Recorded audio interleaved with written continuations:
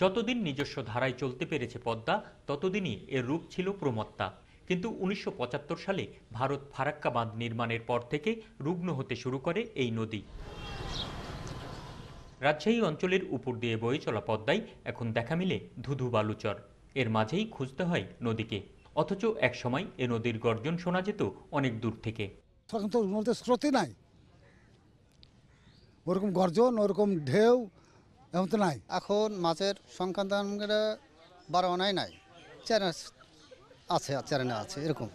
রাজশাহীতে পদ্মার পানি প্রবাহের বিপজ্জনক উচ্চতা 18.05 মিটার। 2010 সালে যা সর্বোচ্চ 19.47 মিটারে ওঠে।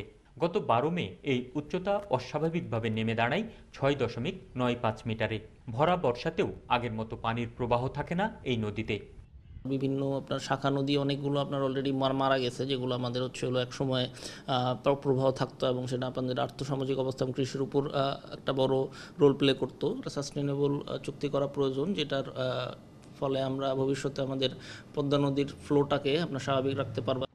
বাংলাদেশ ভারতের মধ্যে যে পানি চুক্তি রয়েছে তা দেশের জন্য মঙ্গলজনক নয়। পানির ন্যায্য অধিকার নিশ্চিত করতে হলে নিজেদের শক্ত অবস্থান জরুরি বলে মনে করেন নদী গবেষকরা। জয়েন্ট রিভার কমিশনে তারা অনীহা প্রকাশ করে বারবার, কিন্তু না, আমাদের স্বাধীন পররাষ্ট্র নীতি, স্বাধীন একটা দেশ, আমাদের সঙ্গে চুক্তি আছে, তোমার ঘন ঘন বসতে হবে এবং এ ব্যাপারে সঠিক জবাবদিহিতা দরকার।